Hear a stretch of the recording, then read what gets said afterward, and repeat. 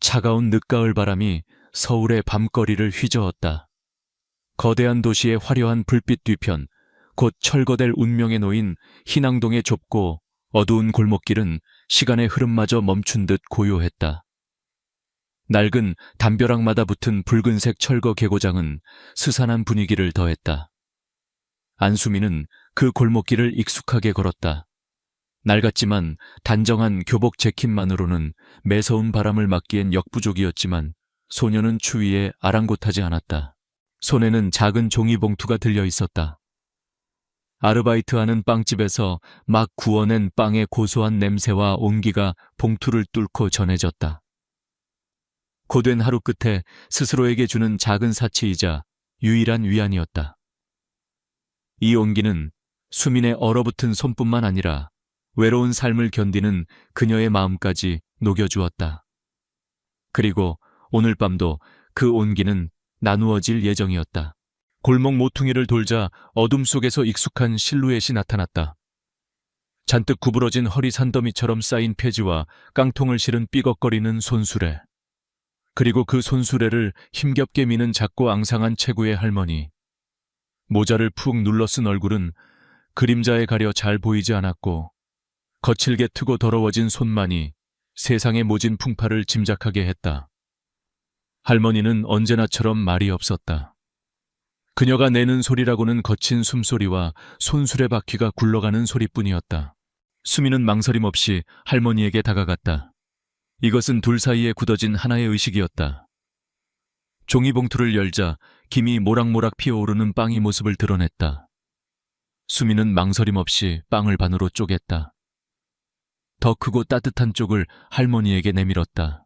말은 없었다. 수미는 그저 내밀었고 할머니는 잠시 동작을 멈추고 수민의 눈을 바라보았다. 깊은 주름이 팬 눈과 그 안에 담긴 감정을 읽어내기는 어려웠다. 하지만 수민은 느낄 수 있었다. 짧은 시선의 교환 속에 오가는 무언의 대화를. 고마움 연민, 그리고 이 차가운 도시에서 서로의 존재를 확인하는 작은 온기. 할머니는 떨리는 손으로 빵을 받아들었다. 그리고는 다시 묵묵히 손수레를 끌고 어둠 속으로 사라졌다. 천천히 빵을 베어 무는 모습이 희미한 가로등 불빛 아래 멀어져 갔다. 수미는 할머니의 모습이 완전히 보이지 않을 때까지 한참을 그 자리에 서 있다가 자신의 작은 옥탑방으로 향하는 가파른 계단을 올랐다. 수민의 옥탑방은 작고 비좁았지만 그녀의 성격을 닮아 깔끔하게 정돈되어 있었다. 책상 위에는 달고 다른 교과서와 참고서들이 산처럼 쌓여 있었다. 방 한쪽 벽을 차지한 작은 창문 너머로는 마치 다른 세상 이야기인 양서울의 화려한 야경이 파노라마처럼 펼쳐졌다. 저 반짝이는 불빛들 중 자신을 위한 것은 단 하나도 없다는 사실을 수미는 너무나도 잘 알았다. 부모님은 어릴 적 사고로 돌아가셨고 유일한 혈육이던 할머니마저 몇 해 전 세상을 떠난 후 수미는 완전히 혼자가 되었다. 정부 보조금과 빵집 아르바이트로 버는 푼돈으로 월세와 생활비를 감당하며 악착같이 살았다. 학교에서는 늘 장학금을 놓치지 않는 모범생이었지만 친구들과 어울려 웃고 떠들 시간도 여유도 없었다. 그녀의 삶은 공부와 일 그리고 잠으로만 채워져 있었다. 그녀가 매일 밤 할머니에게 빵을 나누는 것은 단순한 동정심 때문만은 아니었다. 그 모습에서 자신의 미래를 혹은 이 사회의 냉혹함에 쓰러져간 누군가의 과거를 보았기 때문이다. 거대한 도시의 발전이라는 명목 아래 희낭동처럼 낡고 가난한 동네는 흔적도 없이 사라질 운명이었다. 그곳에 사는 사람들은 그저 성가신 방해물 취급을 받을 뿐이었다. 할머니도 수민 자신도 그 거대한 흐름에 휩쓸려가는 작은 존재에 불과했다. 그래서 그녀의 작은 친절은 세상에 대한 소리 없는 저항이자 같은 처지의 누군가를 향한 연대의 표시이기도 했다. 다음 날 학교는 평소와 다름없이 소란스러웠다.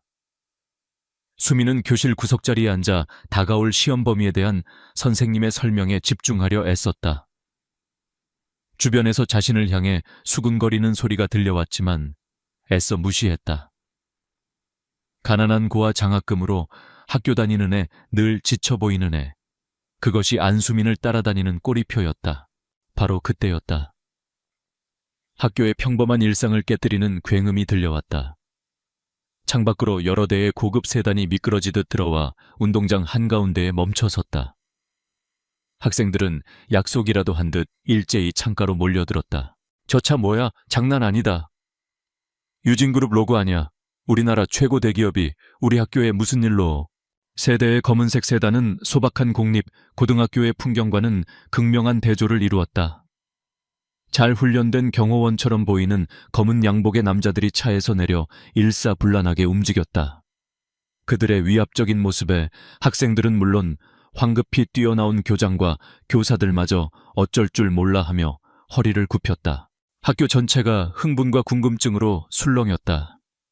거액의 기부금을 내러 온 것일까? 아니면 어떤 학생이 엄청난 사고라도 친 걸까? 혹시 아이돌 연습생이라도 스카우트하러 온 건 아닐까? 온갖 추측이 난무했다. 수미는 그저 혼란스러웠다. 유진그룹, 희낭동 재개발 사업의 주관사, 자신의 보금자리를 곧 앗아갈 거대 자본의 이름이었다. 불길한 예감이 등골을 스쳤다.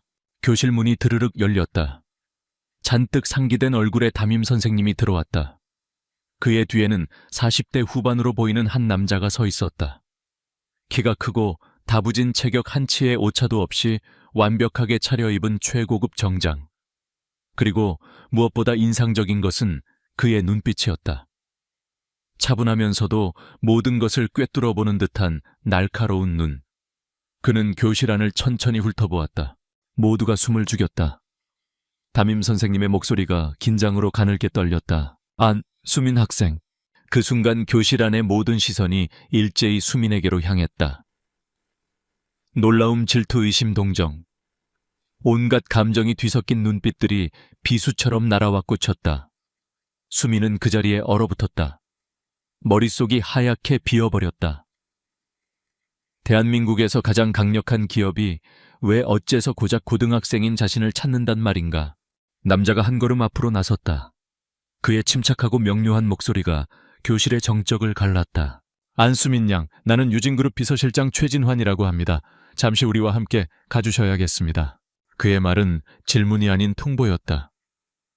거부할 수 없는 힘이 담겨 있었다. 수미는 아무 대답도 하지 못했다. 그저 자신의 세상이 송두리째 뒤흔들리기 시작했음을 직감할 뿐이었다. 최진환 실장의 등 뒤를 따르는 짧은 몇 분이 안수민에게는 영원처럼 느껴졌다. 등 뒤로 수십 개의 눈동자가 만드는 따가운 침묵이 느껴졌다. 복도를 가득 메우고 있던 학생들은 최 실장의 위압적인 기세에 눌려 홍해가 갈라지듯 길을 열었다. 아무도 감히 말을 걸거나 길을 막지 못했다. 화려하게 빛나는 검은색 세단의 문이 열렸다. 수미는 낡은 운동화와 최고급 가죽 시트에 이질적인 조합을 느끼며 채올랐다. 차문이 닫히는 순간 학교의 소음은 완벽하게 차단되었고 오직 정막만이 남았다. 차는 미끄러지듯 부드럽게 서울의 도로를 향해 나아갔다. 창밖으로 익숙한 풍경들이 빠르게 스쳐 지나갔지만 이 권력의 고치 안에서 보는 세상은 완전히 낯설게 느껴졌다. 수민의 머릿속은 온갖 질문들로 폭발할 지경이었다. 재개발 때문인가? 내가 모르는 사이에 무슨 잘못을 저지른 건가? 아니면 이건 일종의 위협인가? 하지만 옆자리에 앉은 최진환 실장은 입을 굳게 다문 채 정면만 응시하고 있었다. 그의 무표정한 얼굴에서는 어떤 감정도 읽을 수 없었다. 차는 서울의 심장부 강남으로 향했다. 그리고 마침내 하늘을 찌를 듯 솟아있는 거대한 유리와 강철의 탑 앞에 멈춰 섰다. 유진그룹 본사 사옥. 수민이 매일 밤 자신의 옥탑방 창문 너머로 바라보던 바로 그 건물이었다. 막연한 동경과 절망의 상징이었던 그곳에 지금 그녀는 발을 들이려 하고 있었다. 건물 로비는 거대하고 화려하고 차가웠다. 대리석 바닥은 거울처럼 반짝였고 중앙에는 그 의미를 알 수 없는 거대한 추상 조형물이 위압적으로 서 있었다. 값비싼 정장을 차려입은 사람들이 목적을 가지고 바쁘게 움직였다. 최진환 실장이 지나갈 때마다 모두가 깍듯하게 허리를 숙여 인사했다. 그들 사이에서 낡은 교복을 입은 수미는 길 잃은 작은 생물처럼 초라하고 이질적인 존재였다. 최 실장은 수민을 데리고 회장 전용 엘리베이터로 향했다. 숫자가 빠르게 올라가는 동안 엘리베이터 안의 침묵은 숨 막힐 듯 무겁게 내려앉았다. 마침내 맨 꼭대기층에서 문이 열렸다. 회장실이었다. 사무실은 천박하게 사치스럽지는 않았지만 고상한 예술품과 고풍스러운 가구, 그리고 서울 정경이 신처럼 내려다 보이는 전면 유리창으로 채워져 있었다. 이곳은 돈이 아닌 오랜 시간 쌓아 올린 절대적인 권위를 말해주고 있었다. 한 사람이 창가에 서서 등을 보인 채 바깥을 내다보고 있었다. 최진환 실장은 회장님 안수민 양을 모셔왔습니다. 라고 짧게 보고한 뒤 수민에게 눈짓을 보내고는 소리 없이 물러나 문을 닫았다. 이제 이 거대한 공간에 수민과 창가의 인물 단둘만이 남았다. 그 인물이 천천히 돌아섰다. 수민은 그 자리에 얼어붙었다. 숨 쉬는 것조차 잊었다. 매일 밤 폐지를 줍던 그 할머니였다. 하지만 지금 그녀의 모습은 초라하고 남루한 폐지 줍는 노인이 아니었다. 곱고 단아한 비단 한복을 차려입고 허리는 꼿꼿했으며 단정하게 빗어넘긴 머리카락은 기품이 흘렀다. 무엇보다 희미하고 흐릿했던 그녀의 눈빛은 이제 그 누구도 거역할 수 없는 권위와 총기로 빛나고 있었다. 수민의 머릿속에서 두 개의 이미지가 충돌하며 혼란을 일으켰다. 앙상한 손으로 떨며 빵을 받던 모습과 지금 눈앞의 대한민국 최고 기업 총수의 모습, 도저히 하나로 합쳐지지 않았다. 강서연 회장. 그녀가 먼저 입을 열었다. 그녀의 목소리는 더 이상 약하거나 떨리지 않았다.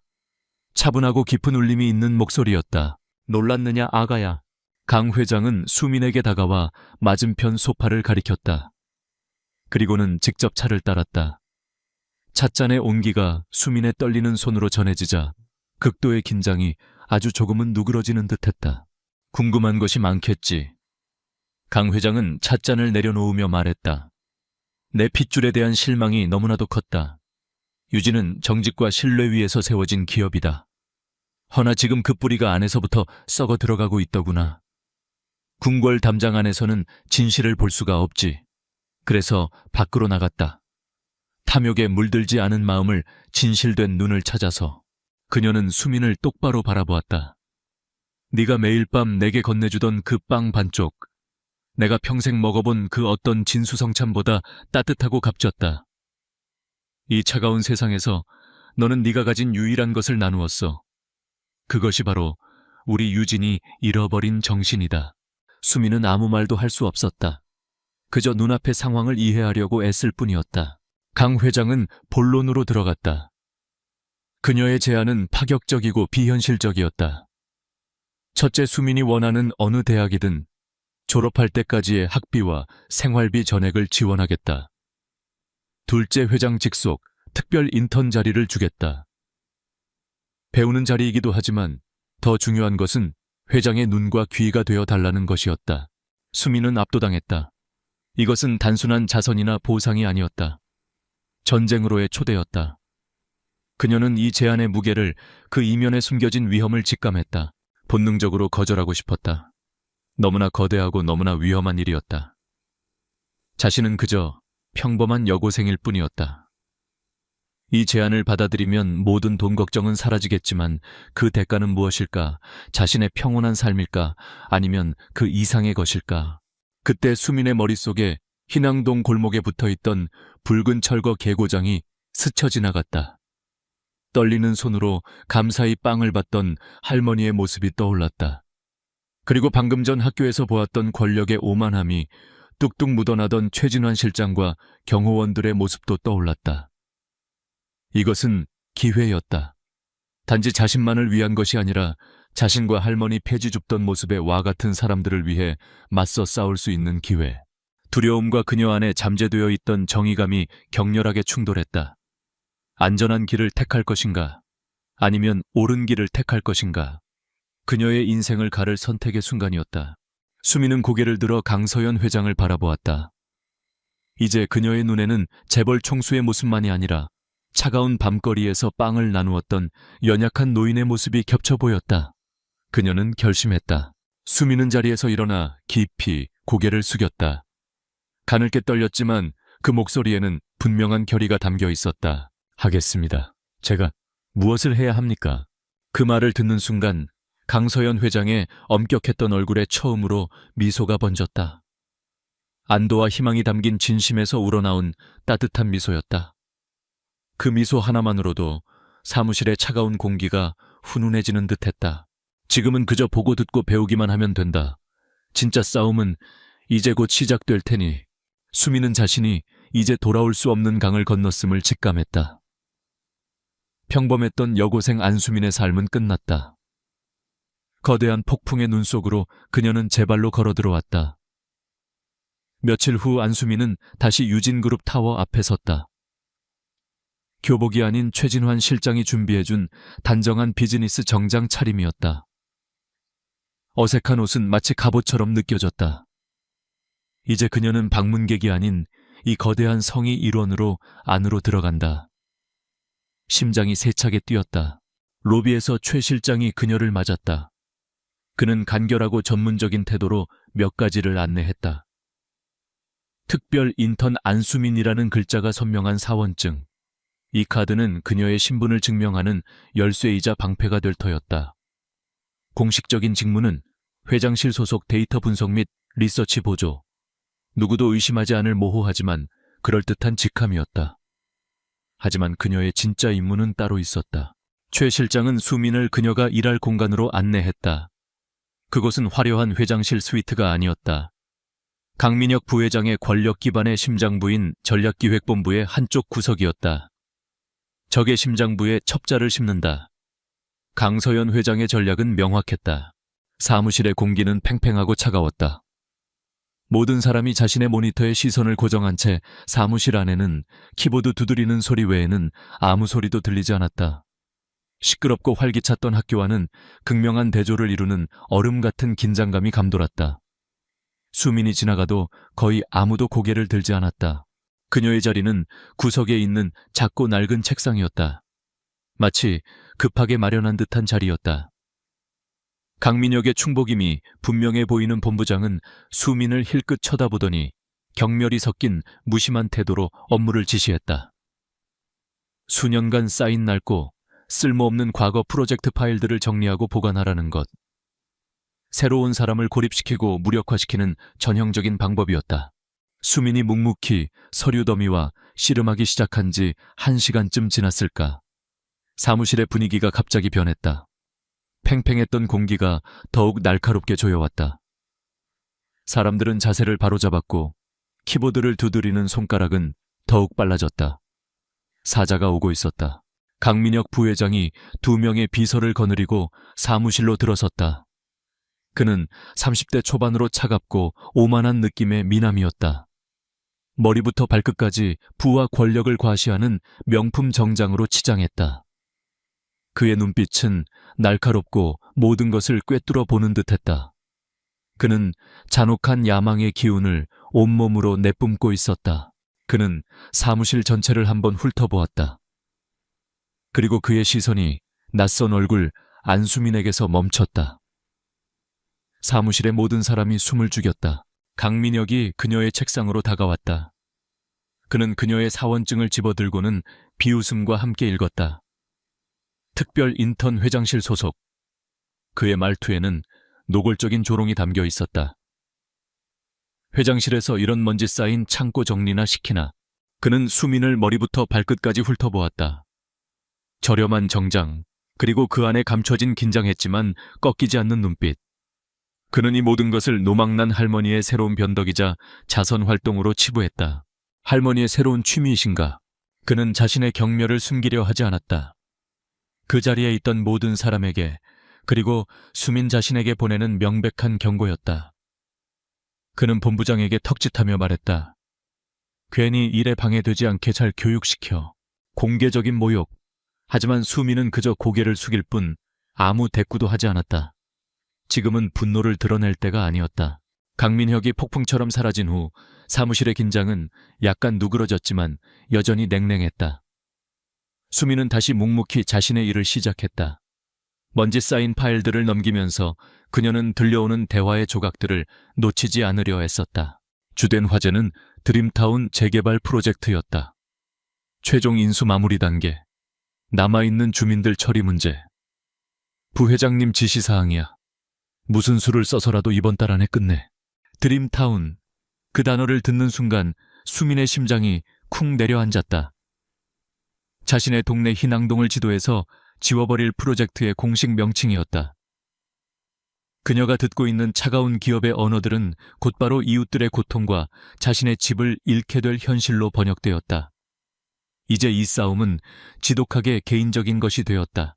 파일 더미 속에서 그녀는 희낭동의 낡은 지도를 발견했다. 손가락으로 익숙한 골목길을 더듬었다.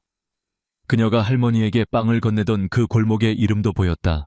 이제 이 프로젝트는 더 이상 추상적인 개념이 아니었다. 그녀의 세상을 집어삼키기 위해 입을 벌리고 있는 거대한 괴물이었다. 수미는 쓸모없는 업무를 방패 삼아 모든 것을 관찰하고 듣기 시작했다. 그녀는 이 사무실의 권력 구도를 파악했다. 누가 누구에게 보고하는지, 누가 강민혁을 가장 두려워하는지, 그리고 누가 그의 핵심 측근인지. 그녀는 강민혁이 심어놓은 공포와 그에게 충성하는 자들의 맹목적인 복종을 보았다. 그리고 자신의 위치를 깨달았다. 자신은 완벽하게 무시당하고 있었다. 강민혁과 그의 사람들은 자신을 그저 성가신 파리 정도로 여기고 있었다. 바로 그것이 그녀의 가장 큰 무기였다. 하루의 업무가 끝날 무렵 수미는 전략기획본부 벽에 붙어있는 거대한 드림타운 조감도 앞에 섰다. 희낭동의 지도 위로 화려하고 미래적인 건물들의 이미지가 겹쳐져 있었다. 그녀의 집에, 그녀의 이웃들 집에, 그녀의 추억 위에 세워질 빌딩들이었다. 처음의 두려움은 이제 차갑고 단단한 결의로 바뀌어 있었다. 그녀는 더 이상 희생자가 아니었다. 적의 심장부에 잠입한 전사였다. 게임은 이제 막 시작되었다. 시간이 흘렀다. 안수미는 유진그룹 전략기획본부의 유령 같은 존재가 되어갔다. 그녀는 말이 없었고 시키는 일만 묵묵히 해냈다. 동료들은 처음에는 그녀를 회장의 낙하산이라며 경계하고 수군거렸지만 곧 그녀의 무해함과 존재감 없음에 익숙해져 더 이상 신경 쓰지 않았다. 그것이 바로 수민이 원했던 바였다. 그녀는 모두의 무관심을 방패 삼아 사무실의 모든 것을 흡수했다. 아침에 분주함 강민혁이 주재하는 오후의 살얼음판 같은 회의, 그리고 공포심으로 유지되는 야근 문화까지. 그녀는 강민혁의 핵심 측근들의 얼굴과 이름 역할을 외웠다. 그녀는 보이지 않는 공기가 되어 적의 심장부의 생리를 파악해 나갔다. 그녀에게 주어진 업무는 수십 년 치의 종이 서류를 스캔하여 디지털 파일로 변환하는 지루하고 끝이 보이지 않는 작업이었다. 그러나 수민의 집중력은 단 한순간도 흐트러지지 않았다. 그녀는 이것이 기회라는 것을 알고 있었다. 그러던 어느 날 그녀는 과거에 성공적으로 완료된 또 다른 재개발 프로젝트의 서류 더미를 스캔하고 있었다. 그 프로젝트 역시 강민혁이 떠오르는 스타로 발돋움하게 된 계기가 된 사업이었다. 모든 것이 완벽해 보이는 보고서들. 하지만 수민의 눈에 무언가 걸렸다. 공식 문서에 기재된 철거민 보상금 지급 내역, 그리고 그것과는 전혀 관련 없어 보이는 별도의 비용 지출 보고서 묶음. 그곳에는 어반 디벨롭먼트 솔루션 같은 그럴듯한 이름을 가진 유령 회사로 거액이 지출된 내역이 있었다. 지급 날짜와 금액이 철거민들에게 보상금이 지급되던 시기와 미묘하게 겹쳤다. 평범한 사람이었다면 우연의 일치로 치부하고 넘어갔을 것이다. 하지만 수년간의 고독한 공부로 단련된 수민의 분석적인 두뇌와 불의를 참지 못하는 그녀의 본성은 이것이 단순한 우연이 아니라고 경고하고 있었다. 여기에는 비리의 냄새가 났다. 그날 밤 수민은 곧장 집으로 가지 않았다. 자신의 동네와 유진타워에서 멀리 떨어진 PC방으로 향했다. 최 실장이 미리 만들어준 보안 이메일 계정으로 접속한 그녀는 보고서를 작성하기 시작했다. 그녀는 섣부른 고발이나 추측을 하지 않았다. 오직 사실만을 객관적으로 나열했다. 아문서에 따르면 철거민들에게 X만큼의 금액이 지급됨.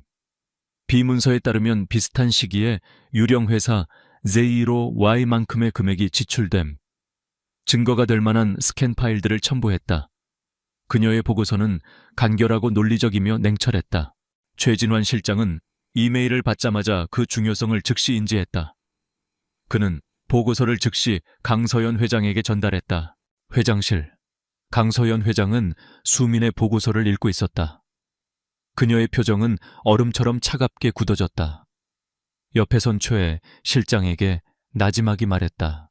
이 아이 보통 내기가 아니야, 보석이구나. 이것이 바로 그녀가 찾고 있던 증거의 첫 조각이었다. 자신의 손자가 회사 돈을 빼돌리고 있다는 것은 짐작했지만 그 방법을 알지 못했다. 수민이 그 교묘한 수법을 찾아낸 것이다. 유령 회사를 세워 가장 취약한 사람들에게 돌아가야 할 보상금을 빼돌리는 방식. 과거의 프로젝트는 거대한 드림타운 사업을 위한 시험대였던 셈이다. 초회 실장, 믿을 만한 외부 회계감사팀을 붙여 이 유령 회사 먼지 하나까지 다 털어내. 그리고 저 아이의 안전을 최우선으로 확보해. 쥐도 궁지에 몰리면 고양이를 무는 법이야. 강 회장의 지시에 따라 움직인 외부 감사팀의 조용한 문의는 강민혁의 정보망에 작은 경보음을 울렸다.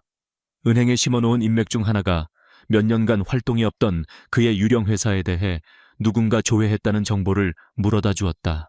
강민혁은 누가 왜 그런 짓을 하는지 알 수 없었지만 즉시 편집증적인 경계태세에 들어갔다. 그는 과거 프로젝트에 미심쩍은 구석이 남아있음을 스스로 잘 알고 있었다. 내부에서 정보가 새어나갔다고 직감했다. 전략기획본부의 공기는 더욱 살벌해졌다. 강민혁은 예고 없이 전부를 소집해 회의를 열었다. 그는 누구를 특정하지는 않았지만 충성심과 배신의 덱에 대해 이야기했다. 썩은 사과 하나가 상자 전체를 망치며 자신은 그 썩은 부위를 도려내는데 주저하지 않을 것이라고 경고했다. 그의 시선이 직원 한 명 한 명을 훑을 때마다 사무실에는 공포가 번졌다. 그의 시선은 다른 사람들보다 유독 수민에게 조금 더 오래 머물렀다. 그는 여전히 그녀를 무해한 인턴이라고 생각했지만 이제 의심의 씨앗 하나가 심어졌다. 왜 하필 이 민감한 시기에 그녀가 나타났을까? 정말 우연의 일치일까? 수민은 공기의 변화를 피부로 느꼈다. 자신을 향한 강민혁의 감시가 강화되었음을 직감했다. 첫 번째 총성이 울렸고 적이 경계태세에 들어갔다. 그녀는 다시 자신의 책상으로 돌아왔다. 심장은 세차게 뛰었지만 결심은 흔들리지 않았다. 그녀는 아직도 산더미처럼 쌓여있는 먼지 쌓인 파일들을 바라보았다. 이제 이것들은 더 이상 지루한 서류 더미가 아니었다. 거대한 비리를 폭로할 증거가 잠든 지뢰밭이었다. 수미는 새로운 파일 묶음을 집어들었다. 그녀의 손은 흔들림이 없었다. 이제 단순한 관찰이 아니었다. 사냥이 시작되었다. 그리고 이 사무실의 지배자가 자신을 주시하고 있음을 알면서도 그녀는 다음 퍼즐 조각을 찾기 위한 탐색을 계속했다. 갈등의 첫 번째 그림자가 짙게 드리워지고 있었다. 강민혁은 편집증적인 불안감에 휩싸였다. 그는 자신의 가장 충실한 사냥개인 윤 이사를 불렀다. 윤 이사는 강민혁의 더러운 일을 처리해주는 해결사로 무자비하고 철두철미한 인물이었다. 전략기획본부 갓난아기 똥기저귀까지 다 뒤져. 누가 감히 내 뒤에서 딴짓을 하는지 알아내. 특히 회장실에서 보냈다는 그 인턴. 윤 이사는 즉시 움직였다. 그는 사무실의 모든 컴퓨터 접속 기록, 보안 카메라 영상, 심지어 프린터 사용 내역까지 샅샅이 훑었다. 처음에는 아무것도 나오지 않았다. 모두가 깨끗해 보였다. 하지만 주인처럼 의심이 많은 윤 이사는 포기하지 않았다. 그의 의심은 자연스럽게 단 하나의 변수 회장실에서 온 조용한 인턴에게로 향했다. 너무나 무해해 보이지만 그녀가 나타난 시기가 너무나 절묘했다. 윤 이사는 수민을 시험하기로 했다. 그는 수민에게 새로운 업무를 부여했다. 방대한 데이터를 기반으로 강민혁에게 보고할 중요한 프레젠테이션을 만들라는 지시였다. 그는 일부러 손상된 데이터가 담긴 USB를 건네며 불가능에 가까운 마감 시간을 못 박았다. 공개적으로 그녀를 실패하게 만들어 무능하다는 낙인을 찍고 쫓아낼 명분을 만들려는 속셈이었다. 수미는 묵묵히 일을 시작했다. 그리고 곧 파일이 손상된 것을 발견했다. 그녀는 당황하거나 불평하는 대신 자신의 분석 능력을 활용했다. 파일 손상이 무작위적인 오류가 아니라 의도적인 조작임을 간파했다.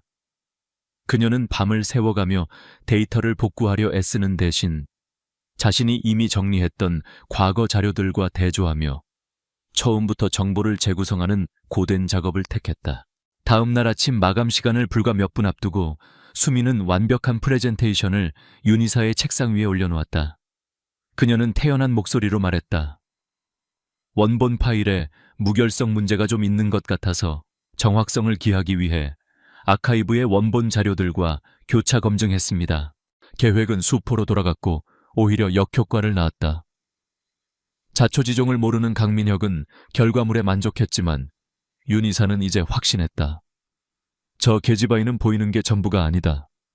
무해해 보이던 파리가 첫 번째 파리채를 피한 것이다. 직접적인 방해가 실패하자 그들은 전술을 바꿨다. 수민에 대한 악의적인 소문이 사무실에 퍼지기 시작했다. 회장님의 숨겨둔 애인이래. 경쟁사에서 심은 스파이라던데 할머니가 손자 엿먹이려고 일부러 데려온 거래. 몸으로 인턴 자리 꿰찼다는 말도 있어.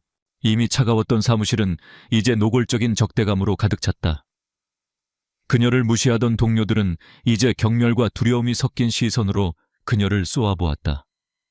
그녀는 혼자 점심을 먹었고 업무 외에는 아무도 말을 걸지 않았다. 심리적인 압박이 극에 달했다. 협박은 사무실을 넘어섰다. 어느 날 밤 수민이 어두운 골목길을 걸어 집으로 가고 있을 때였다. 번호판 없는 검은색 대형 세단이 그녀의 뒤를 천천히 따라왔다.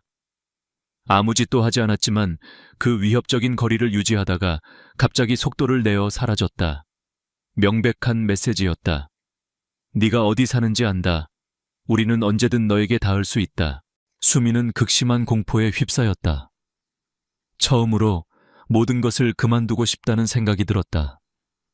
자신의 목숨과 맞바꿀 만큼 이 싸움이 가치가 있을까? 이 거대한 싸움의 무게가 18 소녀의 어깨에는 너무나도 무겁게 느껴졌다. 그날 밤 작고 초라한 옥탑방에서 완전한 고독과 공포에 떨고 있을 때 발신번호 표시 제한으로 전화가 걸려왔다. 강서연 회장이었다. 그들이 처음 만난 이후 첫 번째 직접 통화였다. 회장의 목소리는 차분하고 단호했다. 두려운가 아가야. 그녀는 이미 모든 것을 알고 있었다. 최 실장이 수민의 안전을 은밀히 확인하고 있었던 것이다. 강 회장은 단순한 위로를 건네지 않았다. 그녀는 권력에 대한 가르침을 주었다. 그들은 네가 두려워하기를 바라는 거다. 두려움은 그들의 무기지. 네가 두려워하지 않는 순간 그 무기는 힘을 잃는다. 공포는 실체가 없어. 네 마음이 만들어내는 허상일 뿐이야. 그녀는 자신의 젊은 시절 이야기를 짧게 들려주었다. 늙고 부패한 남자들과 싸우며 회사를 세울 때 그녀 역시 비슷한 협박을 받았다는 이야기였다. 그 이야기는 둘 사이에 강력한 유대감을 형성했다. 강 회장은 그녀가 혼자가 아니며 보호받고 있음을 확신시켜 주었다. 하지만 계속 싸울 것인지에 대한 선택은 오롯이 수민 자신의 몫이라고 말했다. 이 통화는 수민에게 전환점이 되었다. 그녀는 자신의 두려움을 약점이 아니라 가치 있는 싸움에 대한 당연한 반응으로 재정의했다. 멀게만 느껴졌던 후원자는 이제 진정한 멘토이자 동지가 되었다. 다음 날 수민은 다시 유진타워로 걸어 들어갔다. 뱃속의 차가운 매듭처럼 웅크린 공포는 여전했지만 그 위로 강철 같은 새로운 결의가 한 겹 더 씌워져 있었다. 그녀는 고개를 조금 더 꼿꼿이 들었다. 동료들의 수군거림과 적대적인 시선을 무시하고 지나쳐 자신의 자리에 앉았다. 컴퓨터를 켜고 묵묵히 업무를 시작했다. 유리병 너머 자신의 사무실에서 강민혁과 윤이사가 그녀를 지켜보고 있었다. 그들은 겁에 질려 부서진 소녀의 모습을 기대했다. 하지만 그들 눈에 비친 것은 오히려 더 강해진 듯한 모습이었다. 조금도 위축되지 않은 모습. 강민혁의 눈이 가늘어졌다. 게임이 더 흥미로워지고 더 위험해졌다. 그는 그녀를 얕보았다. 그리고 이제 그 실수를 바로잡으려 하고 있었다. 소모전은 실패했다. 이제 더 직접적인 충돌은 피할 수 없게 되었다. 폭풍우를 견뎌내고 더 단단해진 수미는 다음 공격을 기다리며 팽팽한 긴장감 속에서 자신의 자리를 지켰다. 사무실의 공기는 보이지 않는 마감시 안에 짓눌려 있었다. 최진환 실장은 은밀하게 수민에게 경고했다. 강민혁이 드림타운 프로젝트를 서두르고 있다는 것. 사흘 뒤 해외 투자자들과 돌이킬 수 없는 최종 계약서에 서명할 예정이라고 했다. 그 계약이 체결되는 순간 그의 비리를 폭로하는 것은 유진그룹 자체에 치명적인 손상을 입히지 않고는 거의 불가능해진다. 시간이 없었다. 강서연 회장은 최 실장을 통해 수민에게 가장 위험한 임무를 내렸다. 그녀는 강민혁이 그의 오만함 때문에 컴퓨터가 지울 수 없고 변호사도 변명할 수 없는 단 하나의 증거, 바로 모든 뇌물과 리베이트 횡령한 자금의 흐름을 기록한 수기장부를 보관하고 있다고 밝혔다. 정보는 정확했다. 장부는 평범한 검은색 노트처럼 위장되어 그의 개인 사무실 그림 뒤에 숨겨진 비밀 금고 안에 있었다. 비밀번호는 그만이 아는 중요한 숫자의 조합. 하지만 그를 키운 할머니는 그의 심리를 꿰뚫고 있었다. 강 회장은 그의 생일, 그의 아버지가 돌아가신 날, 그리고 그가 처음 이사 자리에 오른 날, 세 가지의 가능한 조합을 수민에게 알려주었다. 그녀는 손자의 오만한 감상주의에 모든 것을 걸었다. 강민혁의 사무실에 들어가는 것은 평소에는 불가능한 일이었다.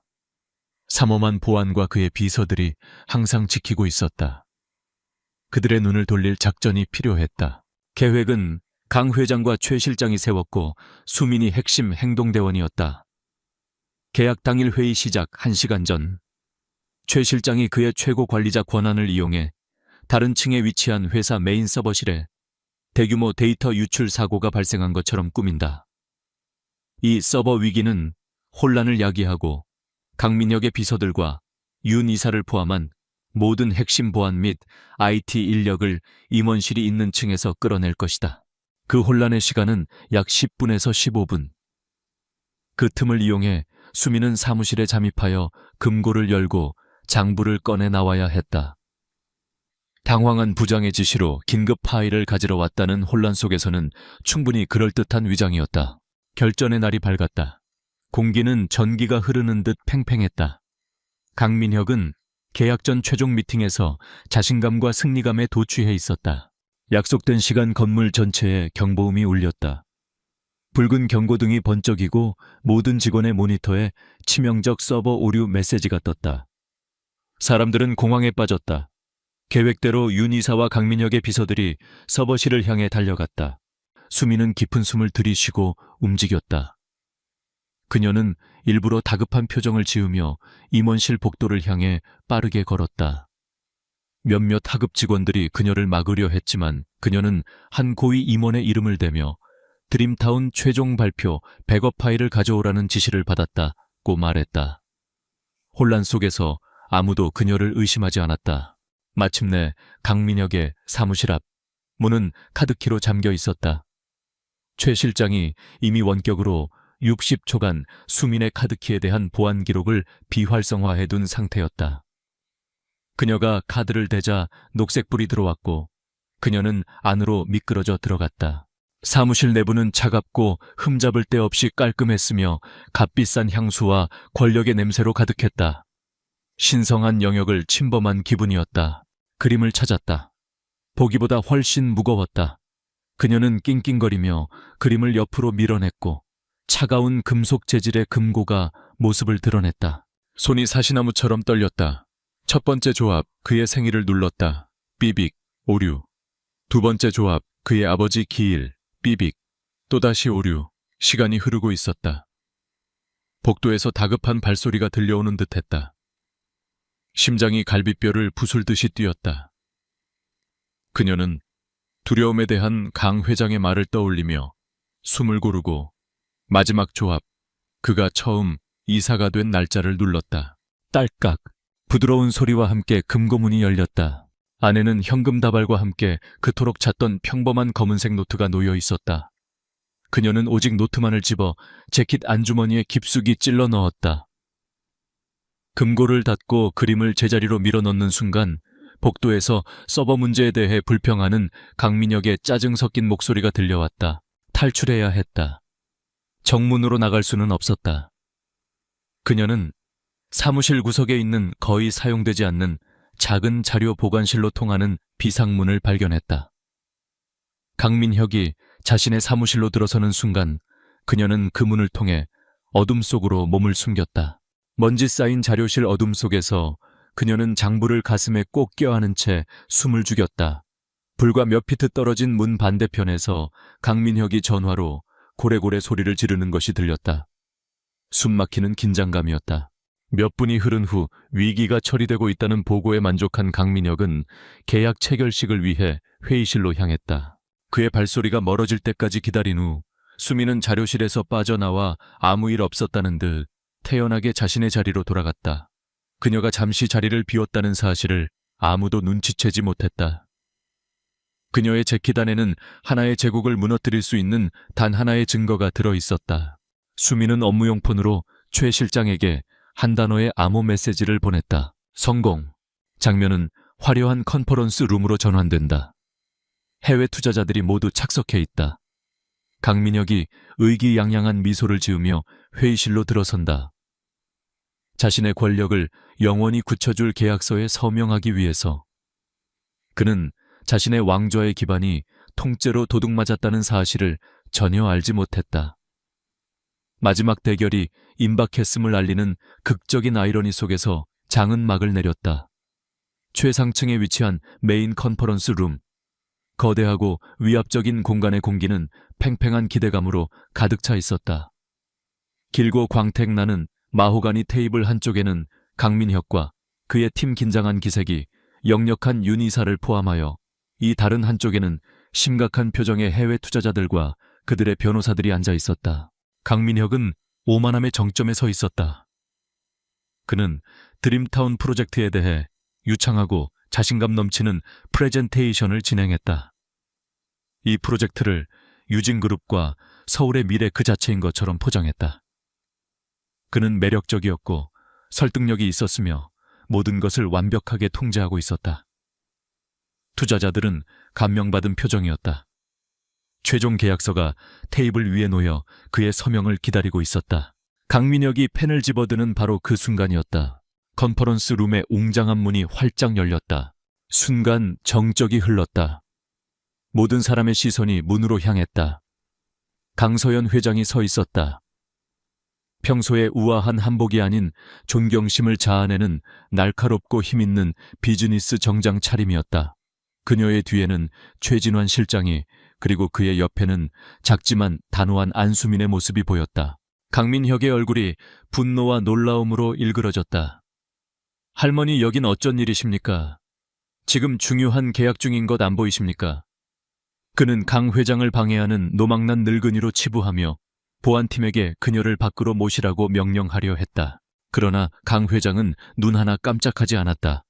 그녀의 목소리는 강철처럼 차가웠다. 내가 세운 회사에서 내 손으로 내쫓기기 전에 자리에 앉아라, 미녀가. 그녀의 목소리에 담긴 서슬퍼런 권위에 강민혁을 포함한 모두가 충격을 받았다.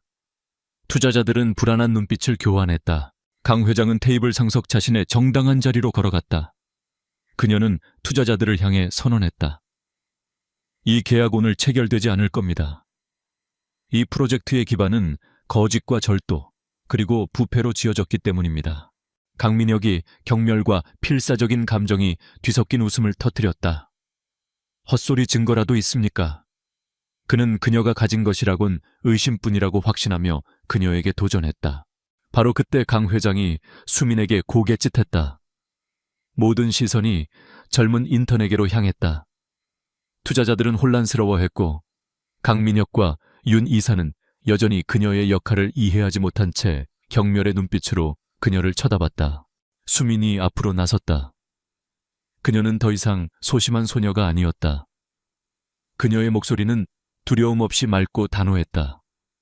그녀는 작고 평범해 보이는 검은색 노트를 광택나는 테이블 위에 올려놓았다. 이것이 당신이 원하던 증거입니다, 강민혁 부회장님. 그녀는 그의 눈을 똑바로 쳐다보며 말했다. 그녀가 장부를 펼쳤다. 최 실장이 휴대용 프로젝터를 연결했고 수미는 한 장 한 장 장부의 내용을 그녀 뒤에 대형 스크린에 투사했다.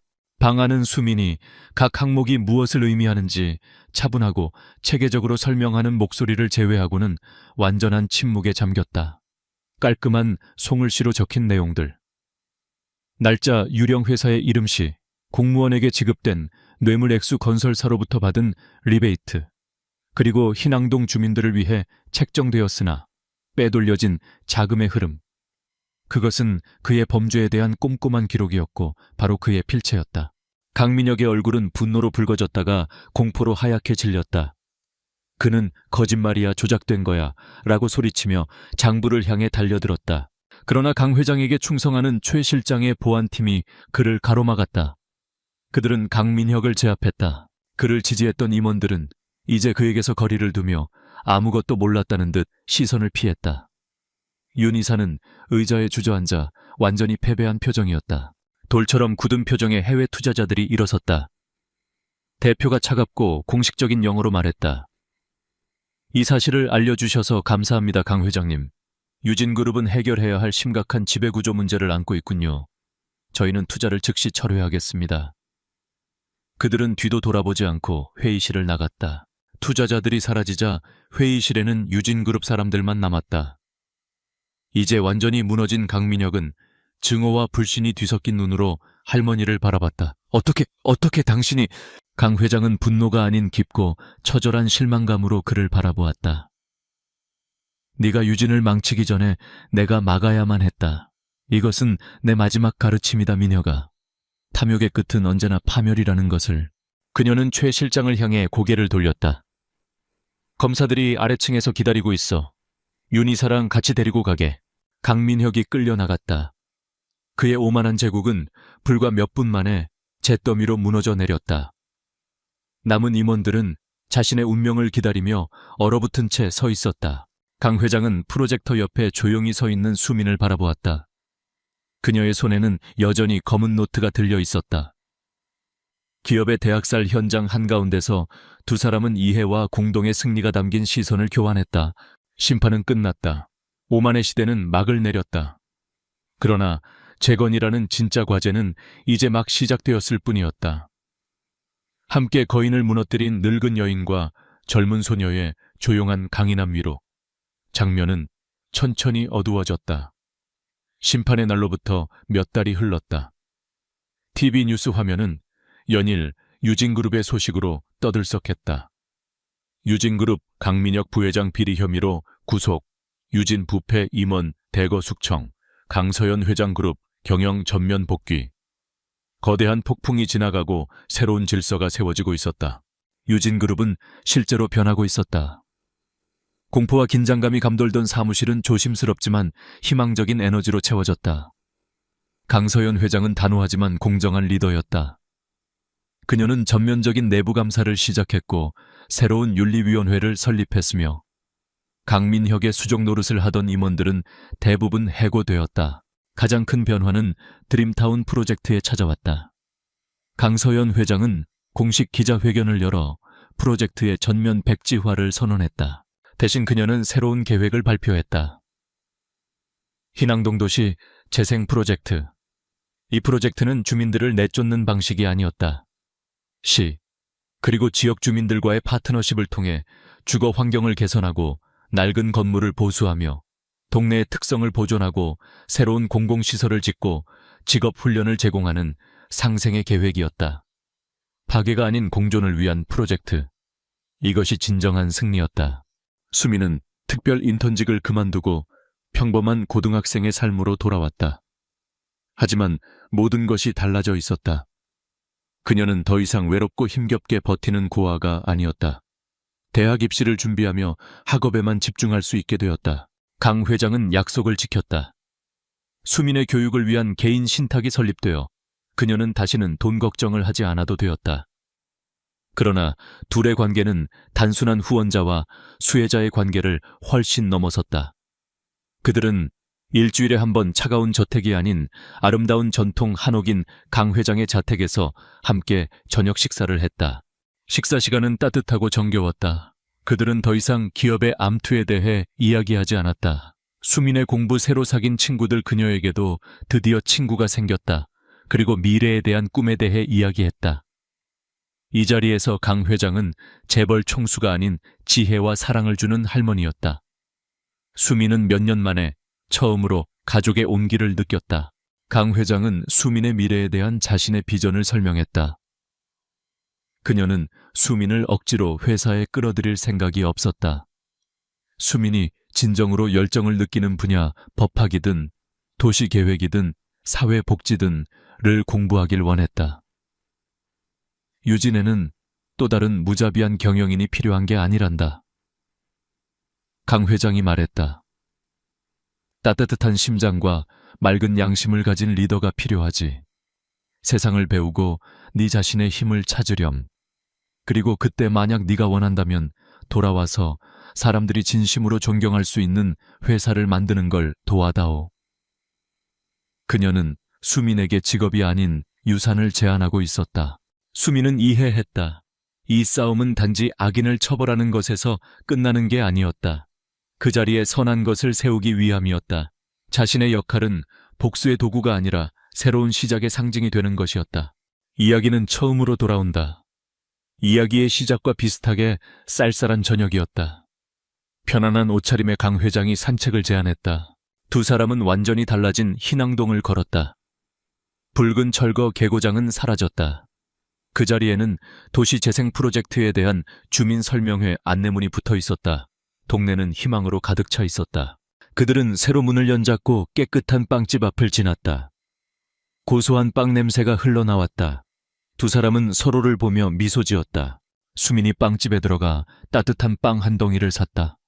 그녀는 빵을 반으로 쪼개 한 조각을 강 회장에게 건넸다. 그들은 새로 놓인 벤치에 나란히 앉아 편안한 침묵 속에서 함께 빵을 먹으며 도시의 불빛을 바라보았다. 같은 행동이었지만 모든 상황은 변해 있었다. 이제 이것은 비참한 이방인에 대한 동정의 행위가 아니었다. 할머니와 영혼의 손녀가 나누는 사랑과 추억이 담긴 행위였다. 수민은 옆에 앉은 여인을 바라보았다. 한때 가장 연약한 사람으로 위장했던 강력한 회장님. 그리고 그녀는 진정한 힘의 의미를 깨달았다. 그것은 거대한 기업의 타워에 있는 것이 아니었다. 나누어진 빵 한 조각의 가치를 알아볼 수 있는 심장, 바로 그 안에 있었다.